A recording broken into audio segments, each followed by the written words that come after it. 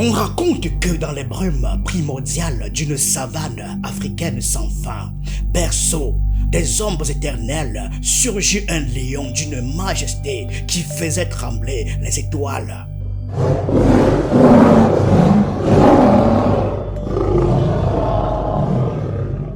La légende dit que sa crinière, brasier vivant, dévorant les cieux sous un soleil sans pitié, et sa démarche d'empereur des vents imposait aux bêtes un respect qui gelait le sang. Les anciens murmurent que, l'une après l'une, ces seigneurs des abysses sauvages veillaient jalousement, protégeant les humbles des crocs du destin, tissant un équilibre maudit où sa force ourdissait l'harmonie fragile des troupeaux.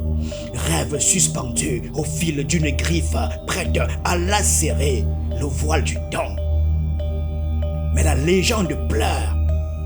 L'implacable faucheuse des airs avait frappé, et le monarque, jadis étonné incarné, n'était plus qu'un vieillard coupé, ombre sanglante d'une gloire engloutie.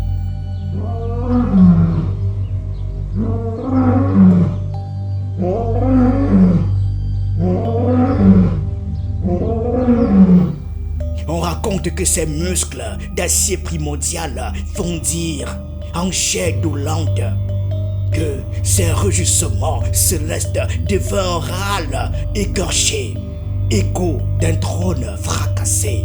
Les anciens sanglotent que, terrassé par l'usure fatale, le roi s'exila dans une tanière hantée au flanc d'un rocher orphelin, pleurant loin des yeux éperdus de la savane, son empire perdu. Un vide hurlant, comme plainte tragique, appelant dans la nuit du deuil la flamme d'un renouveau rebelle.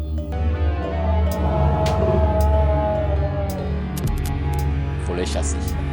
Vous avez échoué, lamentablement échoué. Et ça fait 41 ans que vous roulez les Camerounais dans la farine. On raconte que les visions fugaces du souverain, jadis indomptable, se fit de plus en plus rares, pareil à des mirages tremblants, silhouette incertaine d'un roi perdu dans les brumes du temps.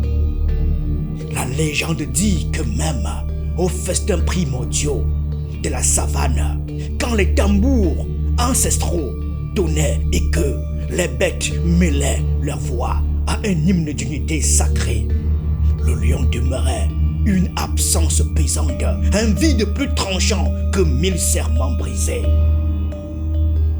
Les anciens murmurent que cette éclipse se tirait comme un linceul sur les plaines, un froid suaire sémant l'effroi dans les cœurs devenus orphelins. Retranché dans son sanctuaire, juché au pinacle d'un pic rocheux veillant sur l'immensité sauvage, le colosse flétri n'était plus qu'une silhouette lointaine coupée des terres qu'il avait jadis parcouru dans l'éclat de sa gloire. On raconte que là-haut, exilé des vents et des poussières, il ne gouvernait plus d'une patte sage, il régnait désormais avec une autorité figée, dure comme la pierre, imprévisible comme l'orage qui éclate sans nuage. La légende pleure cette métamorphose. La majesté changée en dureté inflexible, la sagesse en silence funèbre, un roi si distant que son ombre seul semblait peser sur la savane et pleurer. Dans les plaines livrées au vide, la trame du quotidien se nouait sans appel royal. Les anciens sanglotent que les décisions essentielles glissaient désormais des griffes du gardien du sanctuaire. Créature furtive aux yeux de serpent dont l'emprise croissait comme un lien vénéreux tandis que le lion s'effaçait. Détenteur des ongles sacrés, il ordonnait au nom du trône, tranchait dans l'ombre du pouvoir son ascendant, ne naissant ni de la foudre ni d'un droit immémorial, mais de la proximité avec la grotte tabou. Une emprise lente, corrosive, qui rongeait l'âme du royaume. Fausse signature du président de la République. Cacophonie gouvernementale. Défiance publique entre les principaux responsables de l'État. À son flanc rôdait le chef de horde, ombre censée lier les âmes animales. Mais la légende dit que c'est pas laissé derrière eux une traînée de néant. Son passage se dissolvant dans les ténèbres lunaires, insaisissable comme une brume au matin. Les grandes convocations du cercle animal, solennelles jadis comme des oracles stellaires, s'espacèrent jusqu'à n'être plus que des murmures intermittents. La caserne, cœur du monde, résonnait d'un silence écrasant, pareil à celui d'un tombeau refermé sur un ordre ancien. On raconte que le lion captif de sa décrépitude n'avait plus convoqué conseil depuis des ères oubliées et que les échos de sa voix assemblée s'étaient perdus dans la gorge du temps. Ainsi s'élevait un règne irréel, un roi vivant mais absent, des jugements rendus sans regard pour les scruter, un sceptre manié sans âme pour emporter le poids. Et dans ce mutisme tissé jour après jour, dans cette savane gouvernée par des ombres et des silences, la tristesse se changeait peu à peu en un poison lent, s'infiltrant dans chaque souffle, dans chaque attente, dans chaque espoir qui refusait encore de mourir. Le Premier ministre tente de s'occuper comme il peut. Pas un seul conseil des ministres depuis. La légende raconte que l'absence du lion n'était pas un simple vide, non. On dit que ce vide avait été façonné, entretenu, cultivé comme une arme invisible, car il est de pouvoir, murmure la sagesse des anciens, qui ne règne pas seulement par la force, mais par l'incertitude. Nul ne savait quand le regard du souverain pouvait surgir. Nul ne savait sur qui tomberait sa colère. Et cette ignorance lente et glaciale enveloppa la savane comme une brume des saisons sèches. On raconte que chacun apprit alors à détourner les yeux. Regarder trop longtemps vers les collines pouvait coûter très cher. Parler trop haut pouvait attirer l'ombre, se faire remarquer pouvait devenir une faute. Ainsi, disent les conteurs, l'ambition devint un danger, la curiosité devint une imprudence et la loyauté elle-même devint une simple question de survie. Puis, la légende parle d'un lieu dont on prononçait le nom à voix basse. Un repère caché, enfoui quelque part dans les profondeurs de la savane. Là, racontent les anciens, étaient enfermés ceux qui avaient autrefois dominé les plaines, des puissants éléphants.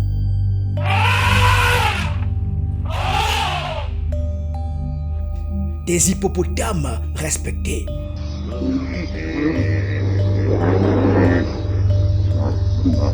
Des crocodiles qui régnaient jadis sur les eaux landes.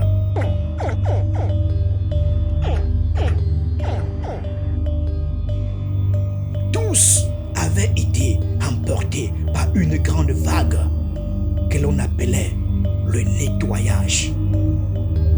Officiellement, dit la légende, il s'agissait de purifier le marais, mais dans les cœurs, beaucoup comprit autre chose. On ne cherchait pas seulement à punir, on cherchait à rappeler que nul n'est trop grand pour tomber, que nul n'est assez puissant pour être à l'abri. Alors, la savane comprit une vérité plus sombre encore. Le règne du lion ne tolérait ni successeur visible, ni rival possible.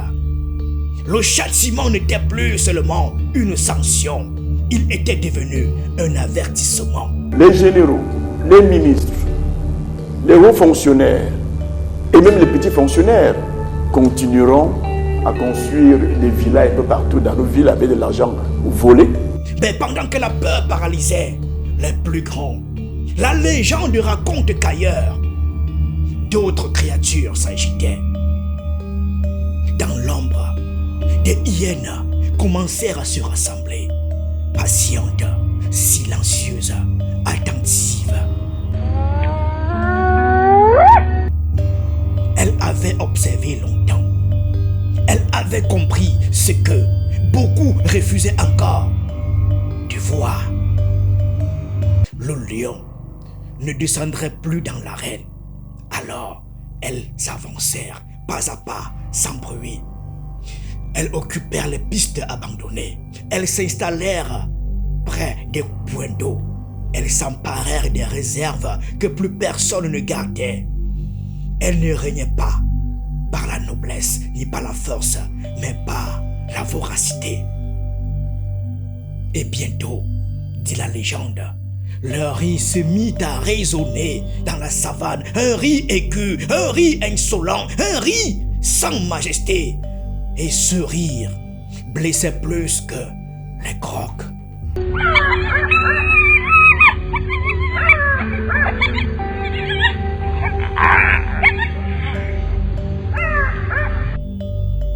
Car il humiliait. Il rappelait chaque jour que quelque chose s'était brisé. Là où jadis un rugissement imposait le silence, il n'y avait plus que des rires dans l'ombre. Alors le pouvoir changea de visage. Ou plutôt, il perdit son visage. Le lion vivant mais absent ne chassait plus. Les hyènes, elles, festoyaient. Et le peuple de la savane, pris entre la peur du trône et la faim des prédateurs, comprit lentement une vérité terrible. Il était désormais seul face à son destin.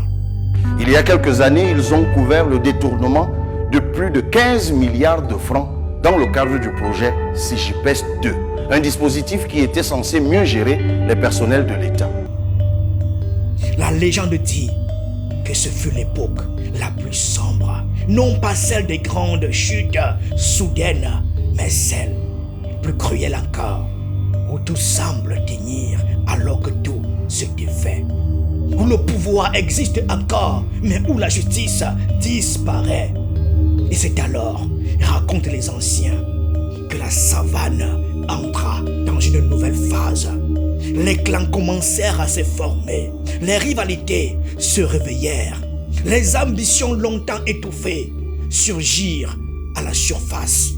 Les fauves se défièrent, les géants se méfièrent, et partout, dans les herbes hautes, on entendait monter un frémissement, celui d'une lutte qui s'annonçait inévitable. Mais on a l'impression que nous sommes en train de nous acheminer inexorablement vers le chaos total. Parce que rien ne marche. Rien ne marche. Ne parlons pas d'aujourd'hui des institutions et des guerres qui sont au sommet de l'État. La légende raconte que même les rois nés des épopées ne peuvent défier l'éternité. On dit que le temps, ce marcheur silencieux que rien n'arrête, avançait vers le vieux lion sans bruit, sans colère, sans négociation. Et avec lui grandissait une question que nul n'osait prononcer, une question que chacun portait pourtant dans son cœur comme une pierre froide. Que se passerait-il lorsque le trône serait vide? Les anciens racontent que cette pensée commença à hanter la savane. On ne la disait pas, mais elle était partout, dans les regards qui se détournaient trop vite, dans les silences qui duraient trop longtemps, dans les conversations qui s'interrompaient lorsqu'un pas approchait.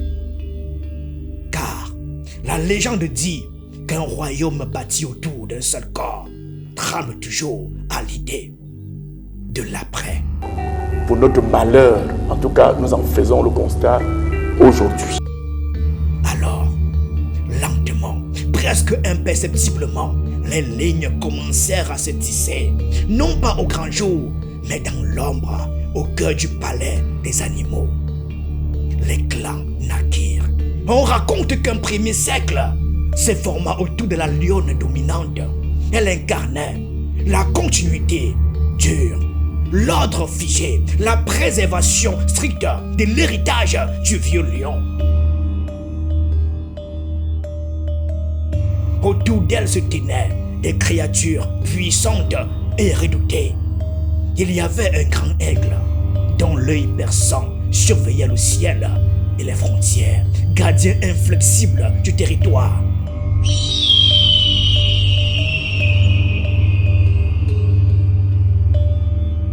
Et le rhinocéros massif, sentinelle des limites de la savane, prêt à charger, sans hésiter pour défendre un ordre qu'il ne questionnait plus depuis longtemps.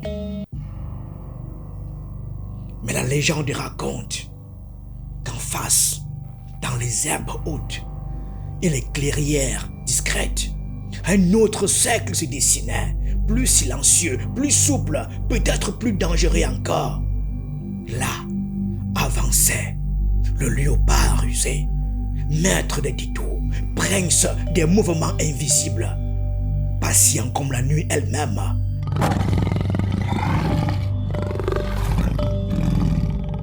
À ses côtés apparaissait parfois le lionceau, jeune encore, inexpérimenté encore, mais déjà entouré de regards lourds, d'attentes d'espoir et de calculs. Autour de lui gravitaient d'autres figures. Le gardien de la réserve qui connaissait mieux que quiconque les richesses cachées de la savane. Et le vieil éléphant conseiller, porteur d'une mémoire si longue qu'elle semblait remonter à la naissance même des rivières. Ses forces ne combattaient pas encore. La légende insiste sur ce point.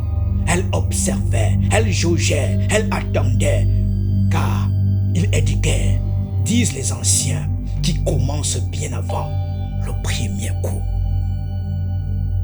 On raconte aussi que certains, en secret, auraient volontiers rallié le lionceau si le vent avait tourné, si le silence du roi avait pris une autre signification, si l'heure avait sonné, car, bien qu'il ne portât aucun titre, le fils du lion devenait de plus en plus présent dans les coulisses du pouvoir. Il n'ordonnait pas, il n'imposait rien, il apparaissait, il disparaissait, il écoutait, il apprenait, et parfois murmure la légende. Cela suffit pour inquiéter les prétendants, car la proximité avec le trône est une force en soi. Alors, la savane comprit une vérité plus inquiétante encore. Le danger ne venait plus seulement de l'absence du roi. Il venait de la lutte silencieuse pour ce qu'il le serait derrière lui. Et c'est ainsi, disent les conteurs, que commença la guerre la plus étrange. Une guerre sans bataille, une guerre sans cri, une guerre sans sang visible. Mais une guerre dont la tension était si lourde qu'elle faisait trembler la terre elle-même. Dans un système centralisé, tant que le leader central est fort et qu'il tient à la fois l'appareil de commandement, l'appareil stratégique et aussi les manettes du jeu économique, ça semble aller un peu. La légende dit que le roi suprême était toujours là. Mais la légende dit aussi qu'il n'était plus capable d'intervenir. On raconte que le vieux lion, vieilli, affaibli, enfermé dans le silence de sa propre retraite, ne pouvait plus rétablir l'ordre qu'autrefois sa seule présence suffisait à imposer. Alors, les querelles grandirent, les affrontements se multiplièrent, et le chaos, lentement, inexorablement, commença à gagner du terrain. Pendant que les clans s'observaient et que les prédateurs festoyaient, la légende dit que le peuple de la savane payait le prix le plus lourd. Car ce sont toujours les herbes, disent les anciens, qui souffrent lorsque les éléphants se battent. On raconte que les terres jadis fertiles, généreuses et pleines de promesses portaient désormais les cicatrices des luttes sans fin. Les pistes étaient dévastées, les points d'eau disputés, les saisons devenaient de plus en plus dures, comme si la terre elle-même s'était fatiguée d'attendre la paix, là où régnait autrefois une prospérité fragile, mais réelle, s'installait une lassitude profonde. La question de la production économique et de la redistribution du patrimoine sur la société l'intéresse moins, donc les gens peuvent mourir de faim, il ne s'en préoccupera pas beaucoup. Une fatigue qui ne criait pas, une fatigue qui s'installait dans les regards, dans les silences, dans les pas les plus lents des troupeaux. La légende raconte qu'un désordre incroyable avait remplacé le règne du lion majestueux. Ce n'était plus la loi du plus fort, ce n'était plus la loi du plus juste, c'était la loi de l'incertitude. C'est maintenant le contrôle de ce qui lui semble essentiel, c'est-à-dire l'armée et l'administration du territoire et le parti politique. C'est là qu'il focalise l'essentiel de ses forces. Et quand il sort, il doit frapper pour faire mouche. Et il n'existe pas de loi plus cruelle pour un peuple. Alors, les habitants de la savane vivaient dans la crainte du lendemain. Ils guettaient chaque rumeur, chaque mouvement, chaque souffle de vent venant du sommet de la colline. Et beaucoup espéraient encore. Ils espéraient l'émergence d'une voix, d'une force, d'un être capable de restaurer la paix, l'équilibre et la dignité perdue.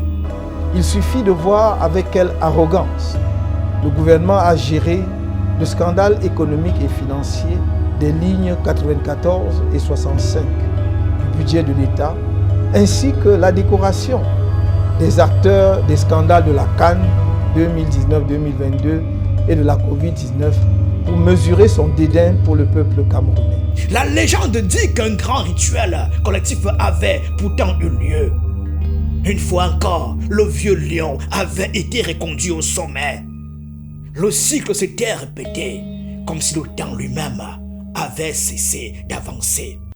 Certains murmuraient à voix basse que le lionceau, impétueux, pourrait un jour hériter du trône. Du moment où les Camerounais doivent aller choisir la personne qui va alléger un tout petit peu leur souffrance, ne mettez pas la blague. Ce que vous faites là, c'est la blague. Des générations entières étaient nées sous son ombre. Elle avait grandi sous son ombre. Et elle avait vieilli sous cette même ombre. Alors imaginer un autre ordre semble presque irréel. La question de l'après n'était pas seulement repoussée. La légende dit qu'elle était interdite. Et certains affirmaient même, comme pour conjurer la peur, que le souverain pouvait encore régner longtemps, encore durer, encore revenir. C'est le seul capable. Il n'y a que lui. Il n'y a personne d'autre. Mais les anciens disent qu'une illusion ne peut masquer la vérité éternellement. Et sous cette apparente stabilité se cachait une réalité plus cruelle encore. La savane ne vivait plus. Elle attendait un signe, un effondrement ou un sursaut. Et dans cette attente interminable, une tristesse lente s'enracinait, une tristesse collective, profonde, presque muette.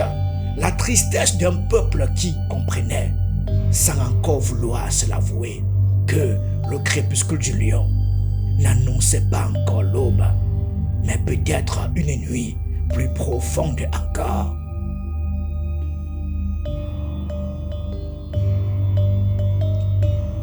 La légende dit que le vieux lion n'avait jamais désigné d'héritier. On raconte que toute sa vie, il avait pratiqué un art redouté entre tous, divisé pour mieux régner, séparé pour durer, opposé pour survivre. Et tant que cet art fonctionnait, nul ne pouvait se dresser sans craindre la chute.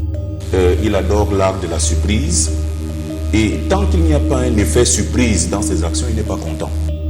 Mais les anciens disent qu'aucun règne ne traverse le temps sans préparer l'après. Même dans le silence, alors, la savane se mit à murmurer. Certains affirmaient que, dans l'ombre de sa tanière, le lion traçait déjà des chemins invisibles. D'autres disaient qu'un héritage de sang se préparait lentement, discrètement, comme une braise que l'on protège sous la cendre. On raconte que le lionceau gagnait en prison sans bruit, sans proclamation, mais avec une constance qui n'échappait pas au regard attentif.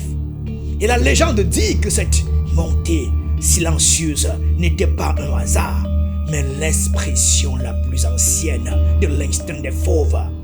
Préparer sans révéler, avancer sans paraître, régner avant même d'avoir été couronné. Le fils du président, qui lui peut rouler carrosse, peut avoir chaque fois les gendarmes, les policiers qu'on n'interpelle pas en route, parce que le fils du président ne l'érigeait pas à un modèle politique, à un exemple qui suscite des vocations. Pendant ce temps, le vieux lion déclinait. Ceux qui l'avaient vu autrefois rugir comme l'orage avaient peine à reconnaître en lui l'ombre fatiguée qui demeurait dans la pénombre de la tanière. La légende raconte que son rugissement n'était plus qu'un souffle et qu'un royaume entier retenait son souffle avec lui. Et c'est bien d'être vieux, c'est une grâce, c'est une bonne chose que d'avoir, pour certains en tout cas, un président de cet âge-là. Mais tandis que la force du lion s'éteignait, d'autres forces grandissaient. On raconte que, tout autour du trône, les charognards se multipliaient. Ils ne combattaient pas. Ils attendaient. Ils attendaient que le temps fasse son œuvre. Puis, ils commencèrent à se servir. La légende dit qu'ils lacéraient les richesses de la savane comme des bêtes affamées, arrachant sans mesure, accumulant sans honte, laissant derrière eux des terres épuisées et des troupeaux épuisés. Et le peuple regardait, impuissant, fatigué, comme si la souffrance était devenue une habitude. Les auteurs de tout ceci sont des personnes du 3e et du 4e âge. Des dirigeants fatigués, malades, très souvent hospitalisés, qui s'accrochent au pouvoir et aux privilèges. Népotisme, banditisme économique et d'État et autres détournements massifs sont leurs sports favoris. Les anciens disent qu'il n'existe pas des douleurs plus dangereuses que celle à laquelle on finit par s'habituer. Car ce jour-là, le mal cesse d'être combattu, il devient normal. On raconte que le vieux lion, retiré au fond de son antre, ne voyait plus tout cela. Ou peut-être le voyait-il sans pouvoir agir. Nul ne le sait. Mais la légende affirme une chose. Le pouvoir avait cessé d'être entre ses griffes. D'autres mains invisibles tissaient désormais les fils. Et ces fils, tissés de peur, d'avidité et de silence, étouffaient peu à peu les rêves du peuple. La nuit semblait s'étendre et les rires des prédateurs, rauques et insolents, résonnaient dans la savane comme une moquerie adressée à l'espérance elle-même. Alors, la terre se desséchait, les regards se vidaient et la savane, immense et fatiguée, semblait attendre quelque chose sans savoir quoi. Car la légende dit qu'il arrive un moment où un peuple ne croit plus à l'aube, mais redoute seulement que la nuit devienne éternelle. Nous sommes les garants, nous sommes les disciples, nous ne sommes pas les créatures. Laisser la possibilité à une autre offre politique de pouvoir faire quelque chose pour sortir le pays de l'ornière.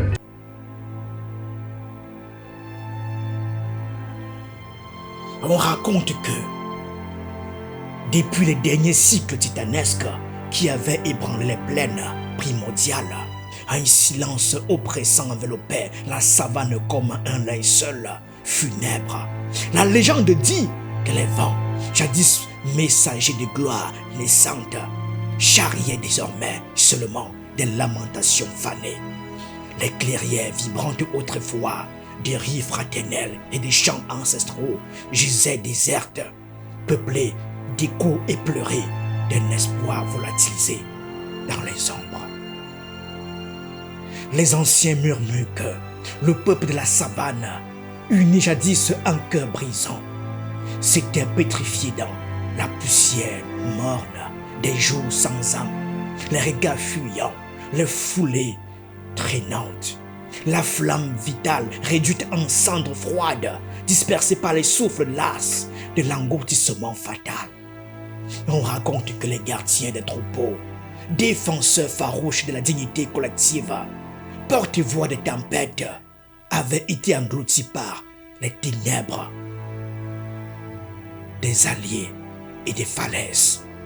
La légende pleure que le peuple, orphelin de ses voix tutélaires, ne pouvait plus qu'observer en silence brisé, observer les nuits interminables, les étoiles indifférentes, guetter un signe absent, un râle divin pour rallumer la lumière éteinte.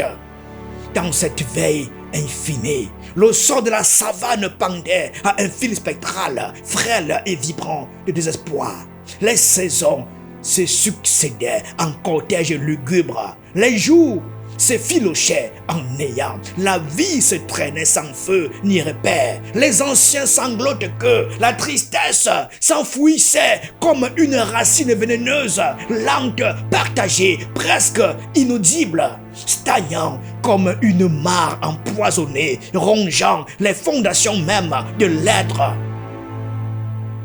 Et dans ce royaume livré aux fantômes, chaque herbe ployée, chaque grain de sable, chaque murmure aérien psalmodiait la sentence. La plaine respirait encore, mais son espoir avait péri. Elle attendait un prodige cosmique, une braise insurrectionnelle, un frisson primordial pour déchirer le manteau de deuil. Mais pour l'instant, les yeux du peuple scrutaient l'horizon nu, et les poules des troupeaux s'accordaient au chant funèbre d'un crépuscule sans aube, tragédie éternelle gravée dans le cœur des âges.